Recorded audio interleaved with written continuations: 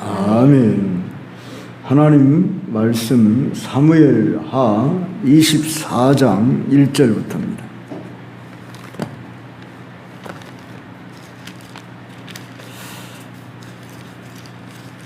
한 장 전체를 읽은 만큼 빠른 속도로 읽도록 하겠습니다. 제가 한 절, 여러분이 한 절 교독합니다. 여호와께서 다시 이스라엘을 향하여 진노하사 그들을 치시려고 다윗을 격동시키사 가서 이스라엘과 유다의 인구를 조사하라 하신지라.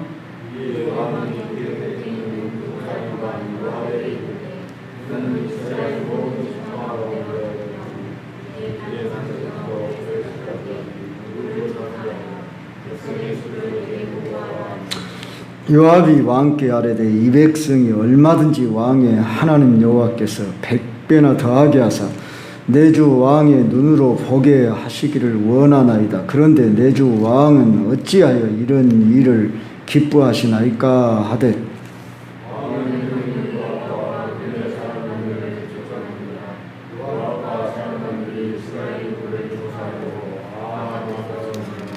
요단을 건너 갓 골짜기 가운데 성읍 아로엘 오른쪽 곧 야셀 맞은쪽에 이르러 장막을 치고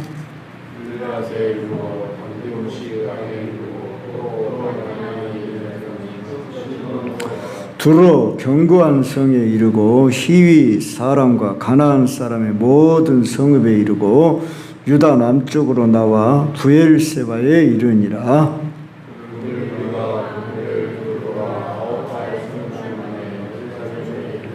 요압이 백성의 수를 왕께 보고하니 곧 이스라엘에서 칼을 빼는 담대한 자가 80만 명이요 유다 사람이 50만 명이었더라.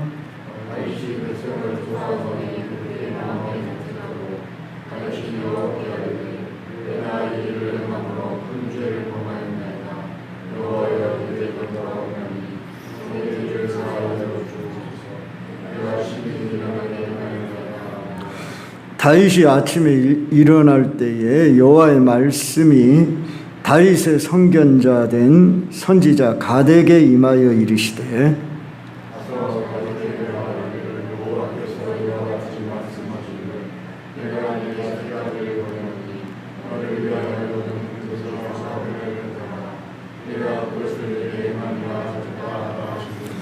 갓이 다윗에게 이르러 아뢰어 이르되 왕의 땅에 7년 기근이 있을 것이니까 혹은 왕이 왕의 원수에게 쫓겨 석 달 동안 그들 앞에서 도망하실 것이니까 혹은 왕의 땅에 사흘 동안 전염병이 있을 것이니까 왕은 생각하여 보고 나를 보내신 이에게 무엇을 대답하게 하소서 하는지라.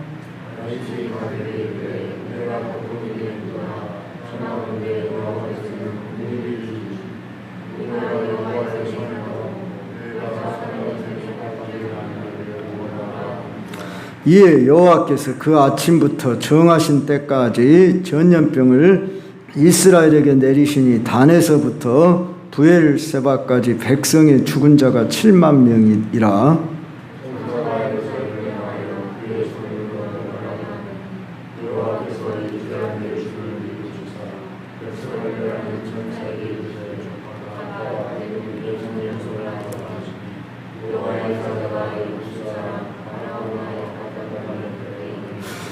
다윗이 백성을 치는 천사를 보고 곧 여호와께 아뢰어 이르되 나는 범죄하였고 악을 행하였거니와 이 양무리는 무엇을 행하였나이까 청하건대 주의 손으로 나와 내 아버지의 집을 치소서 하니라.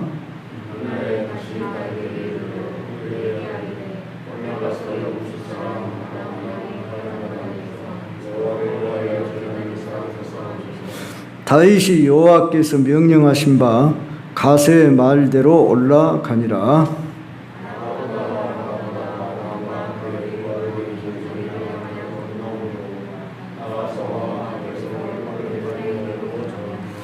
이르되 어찌하여 내 주 왕께서 종에게 임하시나이까 하니 다윗이 이르되 네게서 타작마당을 사서 여호와께 제단을 쌓아 백성에게 내리는 재앙을 그치게 하려 함이라 하는지라.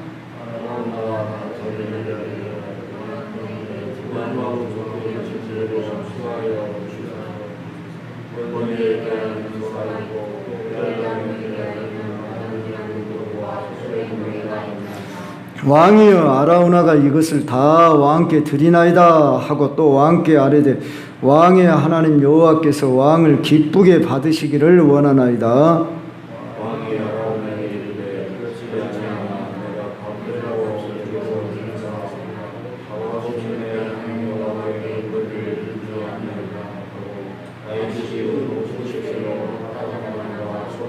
같이 그곳에서 여호와를 위하여 제단을 쌓고 번제와 화목제를 드렸더니 이에 여호와께서 그 땅을 위한 기도를 들으심에 이스라엘에게 내리는 재앙이 그쳤더라. 아멘. 우리가 오늘 보고 있는 이 사무엘 하는 사무엘 하의 마지막 장으로서 역대상 21장에도 기록되어 있는데 성경 중에서 어쩌면 가장 비극적인 사건 중 하나였다 그렇게 볼 수 있습니다. 무엇이 비극이냐? 다윗이 교만해서 하나님이 싫어하시는 인간의 방법을 써서 인구조사를 함으로 인해서 하나님의 은혜를 망각하고 자기 힘을 과시하려는 교만과 자신의 그 치적을 드러내려고 하는 그런 의도가 다분했습니다. 그래서 심판을 받게 되는 것입니다. 다윗은 하나님이 내 마음에 합한 사람이라 이렇게 일컬을 만큼 인정받아서 하나님이 위대하게 쓰셨습니다. 그렇지만 그 역시 완벽하지 않은 인간으로서 죄를 범했고 그 죄의 결과로 이스라엘 백성이 심판을 받았다. 참 이해가 잘 안 되는 부분이 있을 겁니다. 왜 다윗이 잘못했는데 이스라엘 백성들이 심판을 받을까? 이스라엘 백성들 전체 역시 하나님의 마음에 합당하지 않은 부분이 있었기 때문에 지도자와 함께 그렇게 아마 연대 책임을 물은 것처럼 지도자의 역할이 그래서 참 중요하다. 이걸 알 수가 있지요. 우리는 왜 인구조사가 죄가 되는가? 이 부분을 한 두세 가지로 살펴보겠습니다. 모세도 광야에서 하나님이 인구조사를 하라 해서 인구조사를 한 바가 있습니다. 거기서 인구조사를 할 때 20세 이상 장정들만, 물론 오늘 여기 본문에도 보면은 20세 이상 된 군사 나갈 만한 사람들만, 오늘 여기 성경 말씀 9절에 보면 이스라엘에서 칼을 뺄 만한 자가 80만 명, 유다 사람이 50만 명, 합하면 130만 명이나 됐죠. 그때 당시에 한 500만 명 인구가 됐을 것이다. 이렇게 추정해 보는 겁니다. 그러면 이 인구조사가 죄가 되는 그런 이유가 우리가 오늘 본문만 읽어갖고는 잘 이해가 안 갈 겁니다. 왜요? 1절을 우리 한번 다시 봅시다. 여호와께서 다시 이스라엘을 향하여 진노하사 그들을 치시려고 다윗을 격동시키사 가서 이스라엘과 유다의 인구를 조사하라 하신지라. 하나님이 시켰다는 식으로 오늘 말씀이 나오는데 다윗을 격동시켰다 이렇게 나와요. 그런데 이 본문과 평행되는 역대상 21장 1절을 보면 이렇게 나옵니다. 사탄이 일어나 이스라엘을 대적하고 다윗을 충동하여 이스라엘을 계수하게 하니라 그랬습니다. 그러니까 모든 건 하나님이 주관하시는 주권을 가지신 분인데 사탄이 일어나, 사탄이 역사하는 것도 하나님이 허용해 주셔야 된다 그 말입니다. 그런 차원으로 다윗을 격동시켜 다윗의 마음을 어땠다는 거예요? 사탄이 막 그렇게 하고 싶도록 부추겨 세웠다 그런 말입니다. 그것을 역대상에서는 다윗을 충동했다 이렇게 말한 것입니다. 즉 사탄이 다윗을 유혹했음을 명확히 말해줍니다. 그렇다면 무엇이 문제이길래 인구조사가 죄가 되냐? 그러면 첫째로 하나님을 절대적으로 의존하지 않고 자기의 힘, 어떤 그 군사력, 그걸 의지하려고 했습니다. 출애굽기 30장에 보면 인구조사할 때에 속전을 바쳐서 죄를 속하라 그러고 인구조사할 때에 하나님이 인구조사한 만큼의 속전도 바치라고 하고 인구조사를 명령하기도 했습니다. 그런데 하나님의 의도와 전혀 상관없는 이제 아마 전쟁을 치르고 나서 또 전쟁을 준비하는 가운데서 그렇게 할 수 있었으리라 그렇게 했을 것이다 이렇게 추론해 볼 수도 있습니다. 이 당시 다윗의 마음은 전쟁을 벌이고 싶은 그 욕구와 승리에 대한 도취, 지금까지 우리가 다윗이 전쟁에 나아가서 거의 백전백승을 했습니다. 그래서 계속 이기다 보니까 자신이 이만한 군사력을 가지고 있는 나는 그런 왕이다 하는 어떤 나름대로의 강렬한 야망으로 가득 차 있었습니다. 여기 보면은 요압이 반대합니다. 3절 이하에 보면은 왕의 하나님 여호와께서 100배나 얼마든지 더 하실 수 있지 않습니까? 내주 왕의 눈으로 보게 하시기를 원합니다. 그런데 내주 왕은 어찌하여 이런 일을 기뻐하십니까? 저 역대상 그래요. 역대상 21장을 여러분이 참고로 또 한번 보십시오. 거기 보면 좀 더 이 본문과 함께 이해를 할 수가 있습니다. 두 번째로 여기서 다윗은 교만과 자랑이 가득했습니다. 나는 이만한 군대를 가지고 있고 힘을 가지고 있다는 것을 자랑하고 싶어하는 그런 마음이 있었습니다. 솔직히 목회자에게도 이런 생각이 들어올 겁니다. 교회가 이렇게 막 많아지면은 숫자를 세고 싶어 하고 이번 주는 몇 명 왔고 다음 주는 몇 명 왔다. 옛날 저희 청년 시절에 그 주보를 보면은 숫자가 그 주보에 항상 기록이 됐었습니다. 물론 지금도 소수의 어떤 교육자들은 주보에 출석수를 내기도 하고 뭐 헌금 액수도 내는 교회도 써놓은 교회도 있고 그럽니다. 저는 이것이 뭐 잘잘못이라는 말은 아닙니다. 그것이 뭐 무슨 문제 있다는 말은 아닙니다. 그러나 그러지 않습니까? 그리고 부교육자들한테 숫자를 세라 그러죠. 저 역시 서울에 있을 때에 한 300명 되는 교회에 제가 4년 동안 부교육자 생활을 했을 때 우리 전도사들이 하는 일이 뒤에서 숫자 세는 일이 있었습니다. 그래서 머릿수를 이렇게 세곤 하지요. 그래서 보고를 드립니다.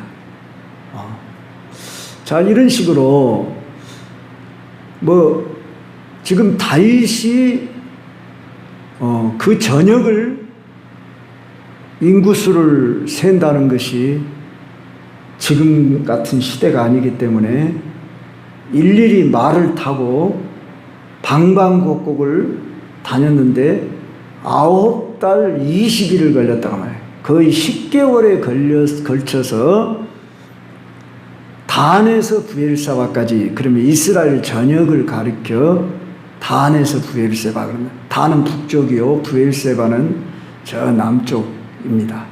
그래서 이건 전체를 가리킬 때 통상적으로 쓰는 언어입니다. 그리고 세 번째로 이러한 인구조사의 문제는 이스라엘의 승리를 전적으로 하나님의 은혜와 역사하심을 맡기는 것이 아니라 마치 자신의 힘으로 승리하는 것처럼 보이게 함으로 하나님의 영광을 가리는 일이 되기 때문에 그렇습니다. 야간에 우리가 지금까지 사무엘상으로부터 하까지 살피는 과정 속에 상당히 마치는 대목에 다윗이 인구조사를 한 까닭에 백성들이 전염병으로 7만 명이 죽임을 당했다. 참 잘 이해가 안 가고 해석하기가 쉽지 않은 이야기죠. 우리는 여기서 다윗의 인구조사는 결국 죄였기 때문에 그가 회개했지만 회개하기까지 하나님께서는 다윗의 그 죄를 물으며 세 가지 재앙 중에서 하나를 택하라 그러죠. 7년 동안 기근이 있게 할 거냐, 3년 동안 왕의 원수가 쳐들어와서 너를 힘들게 할 거냐, 3일 동안 전염병, 전에 성경에는 온역이라 그렇게 나왔죠. 그래서 돌림병이다 그 말이죠. 그래서 이런 병이 나게 할 거냐. 그래서 다윗이 그렇게 말하죠. 원수에게서 이렇게 내가 고통을 당하느니 왕이 차라리 징계를 내리는 것을 내가 감당하겠습니다. 그래서 하나님께서 3일 동안의 온역을 내리어서 그 백성을 쳤는데 7만 명이 죽게 됐더라. 참 우리는 여기서 우리 하나님의 심판이 이렇게 무섭구나. 지도자 한 사람이 잘못한 일로 인해서 백성들이 7만 명의 죽임을 당할 수도 있구나. 더 큰 일도 일어날 수 있었지 않겠습니까? 선택하라고 했을 때 그가 하나님의 징계를 내가 차라리 받겠습니다. 그리고 그렇게 고백을 했지요. 하나님은 죄에 대하여 반드시 그 대가를 지불하시는 하나님이시다. 그런 의미에서 하나님을 우린 공의의 하나님이라 이렇게 말합니다. 물론 하나님은 용서하시는 긍휼, 사랑의 하나님입니다. 그래서 다윗이 죽음의 천사가 와서 이렇게 사람들을 쳐서 죽어나가는 것을 볼 때에 다윗이 회개하지요. 오늘 회개 내용이 여기 17절에 나옵니다. 나는 범죄하였고 악을 행하였거니와 이 약무리는 무엇을 행하였나이까? 청하건대 주의 손으로 나와 내 아버지 집을 치소서. 그렇지 않습니까? 일반 백성들이 무슨 잘못이 있어서 이 일반 백성들을 치십니까? 나와 내 아버지 집을 치소서. 그러면서 이렇게 회개하니 하나님이 이제 긍휼을 베푸시는데 여기 18절부터 보면은 갓 선지자가 나타납니다. 갓은 다윗의 초창기 시절 때 선견자로서 그의 앞길을 인도했던 선지자였습니다. 선견자나 선지자나 용어만 조금 다를 뿐 같은 내용이고, 물론 그 역할에 대해서 선견자다, 앞을 내다본다는 쪽 의미에서 선견자라 그런 의미고 선지자나 같은 의미로 이해하면 되겠습니다. 그래서 오늘 본문에도 선견자 된 선지자라 그렇게 나왔습니다. 자, 다윗이 이렇게 자신의 잘못을 회개할 때 하나님이 용서하시는데 그에게 제단을 쌓으라는 이런 말씀을 하십니다. 그래서 갓을 통해서 18절 이하에 보니까 여부스 사람 아라우나의 타작마, 여부스 사람이란 이방 사람이죠. 가나안 원주민이죠. 그런데 이스라엘 백성으로 아마 귀한 그런 사람으로 여겨집니다. 근데 이 사람은 신실한 사람이었어요. 저 역대상에는 오르난이라고 나옵니다. 그러니까 같은 사람을 다르게 이렇게 별명적으로 부르렀다. 여러분이 이렇게 이해하면 됩니다.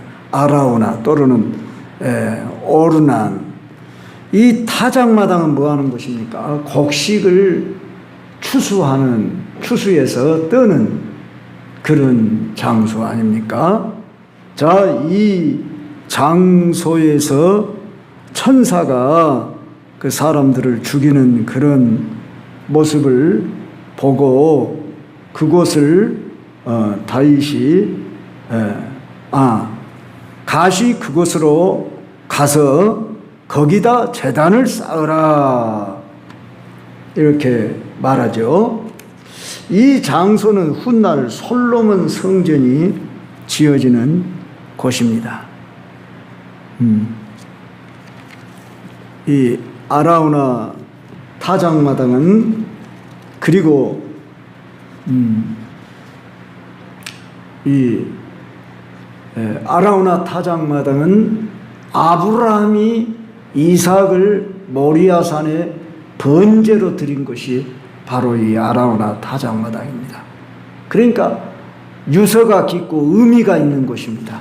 지금도 저 예루살렘에 가면은 그 황금 돔 사원이 지어져 있습니다.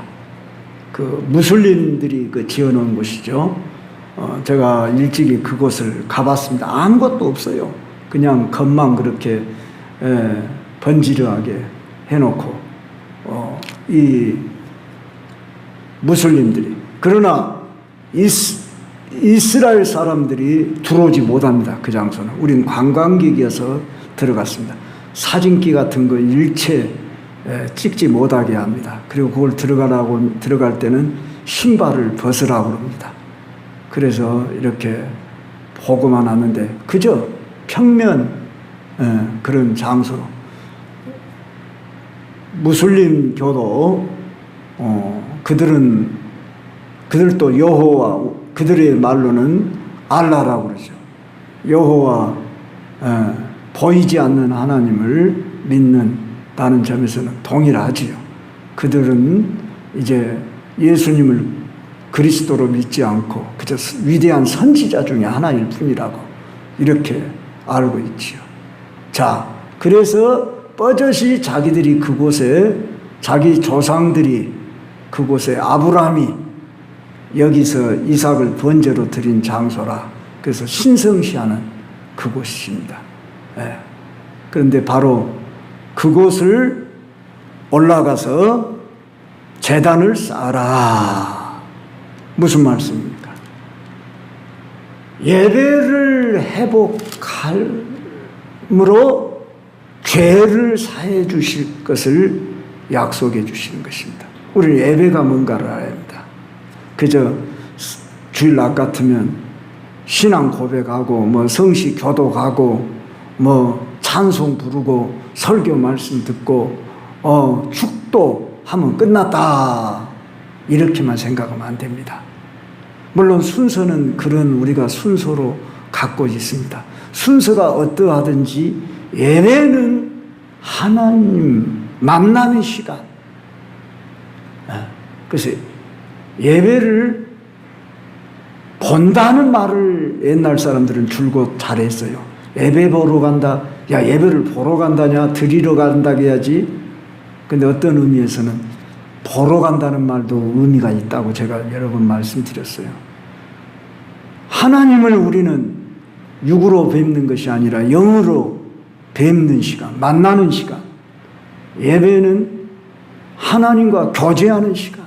물론 우리는 공예배만 예배가 아니라 우리의 삶이 예배가 되게 하는 이러한 너희 몸을 하나님이 기뻐하시는 거룩한 산 제사로 드려라. 신약시대는 로마서 12장 1절 2절에서 그렇게 말씀하지 않습니까? 너희 몸을 하나님이 기뻐하시는 거룩한 산 제사란 뭐예요? 삶으로 드려라 그 말이에요. 인격으로 드려라 그 말이죠. 그런데 우리는 특별히 구별하여 주일날 또 수요일 이 시간 심지어 새벽 예배가 됐든 여러분 개인의 예배가 됐든 특별히 이렇게 우리가 공적인 시간을 마련하고 드리는 이 예배가 구약 시대의 제사는 아닙니다. 그렇지만 하나님은 예배하는 자들을 찾느니라 그랬죠? 찾으시느니라. 하나님은 영이시니 예배하는 자는 신령과 진리로 예배해야 할지니라. 그랬습니다. 우리는 예배는 하나님 앞에 나아가서 하나님과 관계를 바로 설정하는 시간이다. 그래서 예배를 성공해야 한다. 이런 말을 여러분이 가끔 들었을 겁니다. 이만큼 하나님은 다윗이 범죄했을 때 예배를 통해서 내가 너와 관계를 회복하겠다. 이렇게 하면서 아라우나 타작마당에 와서 번제와 화목제를 드려라 그랬다는 겁니다. 그렇게 함으로 이제 죄사함을 받게 되고 재앙이 그치게 되었다. 이렇게 사무엘하가 끝납니다. 자, 이 성경을 기록한 사람이 분리할 때에 원래는 히브리어 성경이 사무엘 상하, 열왕기 상하가 한 권으로 되어 있었는데 이제 후대 학자들이 이걸 나눴다 이렇게 알려지고 있습니다. 특별히 70인역, 70인역이란 여러분이 아십니까? 제가 여러 번 설명했는데 헬라어 신약 언어로 히브리어 성경을 번역한 것을 말합니다. 이 70인역 성경에는 사무엘 상, 하, 열왕기 상, 하 이렇게 네 권으로 분리가 됐다고 합니다. 특히 라틴어와 영역본에 이 70인경에도 그렇게 되어 있고 이제 이 책 이름이 사무엘 상하, 사무엘서라고 그러죠. 보통 사무엘서 또 열왕기서 이렇게 가르치잖아요. 이런 책명은 라틴어와 영어 번역본을 따라서 됐다고 합니다. 제가 사무엘을 마치는 과정이라 한 말씀 드리는 겁니다. 여러분이 이제 다음 시간에 가면 열왕기상을 보게 될 텐데 다윗 이야기가 2장 더 나옵니다. 그리고 다윗의 죽음이 나옵니다. 얼른 생각하면 다윗의 죽음으로 사무엘 하가 끝마쳤으면 좋을 것 같은데 이 저자는 이제 후대 학자가 그렇게 나눴든지 후대 학자가 나눴다고 봐야죠. 저자가 그랬다기보다는 후대 학자가 분리할 때는 다윗의 죽음 이야기는 솔로몬과 연결시키기 위해서 열왕기상으로 편집에 그렇게 했다. 상식으로만 이렇게 알면 되겠습니다. 여하간 오늘 본문 이야기가 재앙이 그쳤더라. 이걸로 사무엘 하가 끝나는 이유가 후대 학자의 아마 의미를 두고 이렇게 분리했으리라 싶어지면서 이제 결론적으로 오늘 우리에게 주는 이 다윗의 인구주사가 주는 교훈을 우리는 한 4가지로 찾아봅시다. 그 첫째는 전적으로 하나님을 의존하는 삶을 살아야 한다는 것입니다. 다윗이 한때 전적으로 하나님을 의존할 때 너는 내 마음의 합한 자다. 그리고 인정받고 그를 높이 들어 쓰셨지 않습니까? 비록 그가 환난의 많은 세월들을 보냈지만 하나님이 보호하셨고 인도하셨습니다. 숱한 어려움에서도 지켜주셨습니다. 자식들이 반역을 하고 별별 잘못을 해도 그 중심을 보고 하나님이 용서하시고 그랬습니다. 우리는 다윗이 이렇게 어느 때에 그가 이렇게 교만했는지는 정확히 알 수 없지만 자기의 어떤 힘과 권력을 의지할 때에 이런 참 재앙을 입게 되었습니다. 두 번째로 다윗이 성공 번영의 시기가 때에 교만했던 것처럼 오늘날도 그러기가 쉽습니다. 어려울 때보다도 힘들 때보다도 잘 나갈 때 자기의 똑똑함, 영리함, 재능, 힘, 열심 때문에 노력 때문에 이렇게 된 것처럼 물론 하나님이 노력한 사람에게 하나님이 복을 주시고 또 자기의 그 열심과 노력을 하나님이 인정해 주십니다. 그러나 한번 생각해 봅시다. 열심히 할 수 있도록 건강 주시고 환경 주시지 않으면 그렇게 될 수가 없어요. 광야 백성들에게 저 신명기서에 보면은 재물을 얻을 능을 주신 자에게 감사하라고 그랬어요. 재물을 얻을 수 있는 능력을 주신 하나님을 잊지 말아라 그랬어요. 그래서 하나님이 여러분에게 어떤 재물의 능력을 주셔서 다른 사람보다 큰 돈을 벌게 됐다든지 좋은 기회가 왔다면 그것도 하나님 주신 선물이다. 이렇게 아시고 더욱 감사하고 겸손한 마음을 가져야 한다. 그런 말입니다. 세 번째로 여기서 죄의 심각성과 회개의 중요성을 우리는 배울 수 있습니다. 죄는 반드시 그 대가를 치러야 한다는 것을 우리는 지금까지 다윗의 이야기를 그의 목동 소년으로부터 그의 인생의 거의 말기에 이르기까지 그의 일대기를 통해서 우리는 보았습니다. 하나님이 다윗의 잘못을 그냥 눈 감아 주지 않고 징계를 내리시는 것도 다 다윗을 사랑해서 훈련하고 연단하셔서 그로 하여금 철저하게 회개하며 하나님과 관계 아래에서 그를 쓰시기 위해서 그렇게 하셨다 하는 것입니다. 우리는 죄를 깨닫고 진심으로 회개할 때에 하나님은 용서해 주시고 회복시켜 주신다는 겁니다. 마지막 네 번째로 예배의 삶을 회복하라는 것을 교훈해 주고 있다는 것입니다.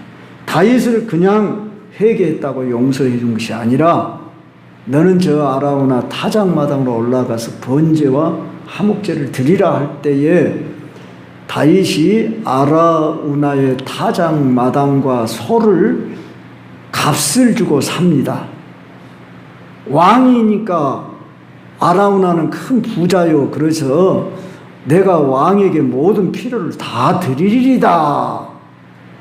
그렇지만은 다윗이 거절을 하지요. 뭐라고 합니까? 내가 값을 주고 네게서 살이라. 값 없이는 내 하나님 여호와께 번제를 드리지 아니하리라. 하나님 앞에 나올 때에 희생을 가지고 나오고 헌신된 상태로 나오라. 내게 나올 때 빈손으로 나오지 말고 힘껏 즐거운 마음으로 가지고 나오라. 사실 구약 백성들처럼 우리가 오늘날 예물 드리라고 하면은 엄청나게 벅찰 겁니다. 앞으로 우리가 이제 구약 성경 살펴볼 때에 보면은 출애굽기나 레위기 같은 데 보면은 엄청난 재물, 여러분 소 한 마리가 얼마씩 합니까? 그런데 그 소를 드려라 그러면 드리기가 쉽겠습니까? 오늘날에는 자원하는 마음으로 기쁨으로 어떤 액수를 정하지 않고 이제 기본으로는 우리에게 11조를 요구하시지만 우리는 11조 이상의 헌물을 드리고 있지요. 여러분이 내가 하나님 앞에 헌물을 드릴 때 진심으로 감사함으로 즐거움으로 힘껏 이렇게 드릴 때 하나님도 기쁘게 받으신다는 것을 아셔야 할 겁니다. 예배를 드린다.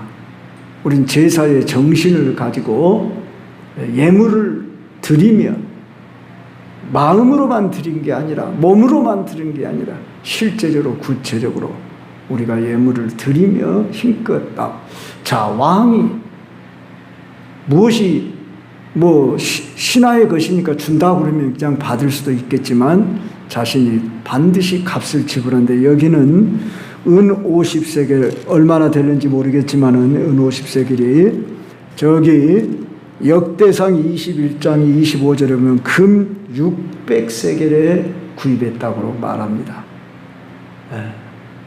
이걸 자세하게 한 세겔이 몇 킬로다 이렇게 나왔는데 엄청난 금액에 해당될 겁니다. 그러면 왜 여기는 은 50세겔이라고 해놓고 역대상에는 금 600세겔, 금 600세겔이 훨씬 값나가겠죠.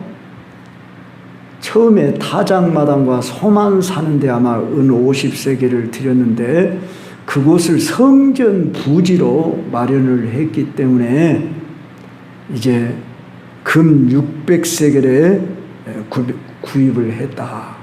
이렇게 학자들은 보는 것입니다.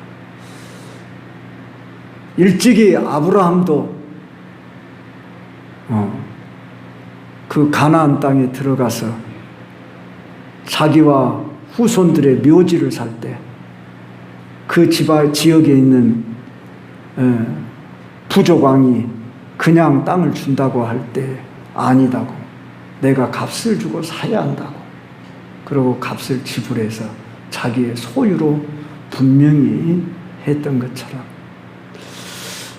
그렇게 해서 세워진 그 땅이 후대에 와서 다윗 시대에 다시 지금 여부수 사람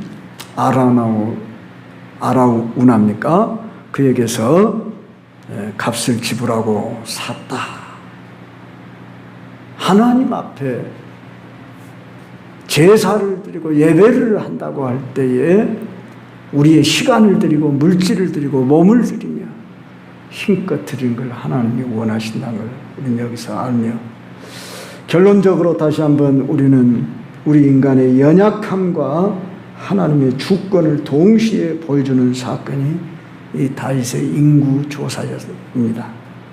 우리 인간은 교만하기 쉽습니다. 그래서 삼가 조심하며 겸손한 마음 갖지 않으면 내가 잘 나간다, 높아졌다, 그럴 때 우쭐대기 쉽고 자랑하기가 쉽습니다.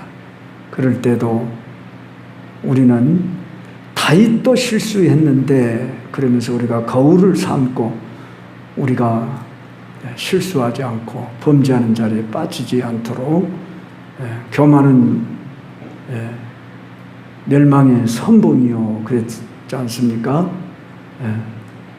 그랬듯이 겸손은 종기의 앞잡이라 그랬듯이 우리는 어떠한 상황 속에도 하나님께 영광 돌리고 나는 낮아지고 이렇게 하나님 앞에 참된 진실한 마음으로 예배하는 자로 나아가야 할 것입니다.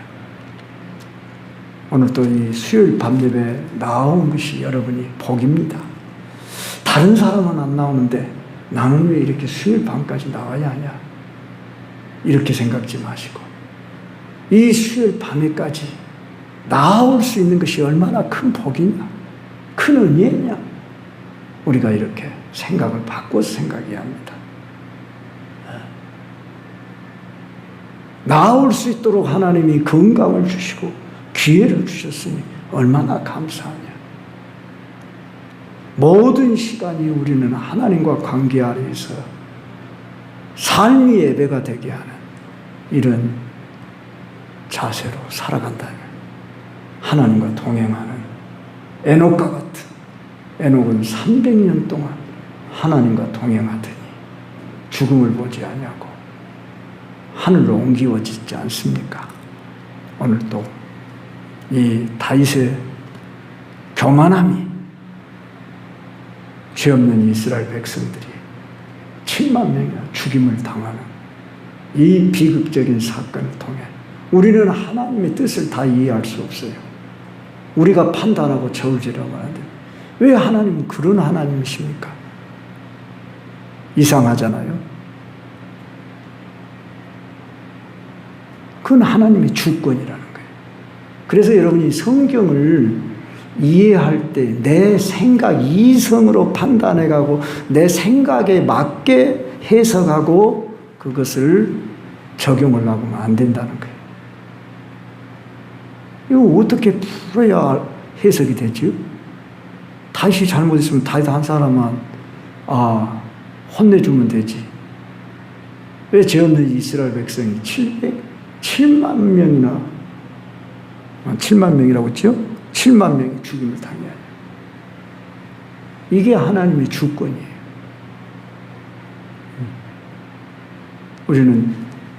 우리 칼빈주의, 개혁주의 신앙은 성경 말씀 그대로 하나님의 절대 주권이에요.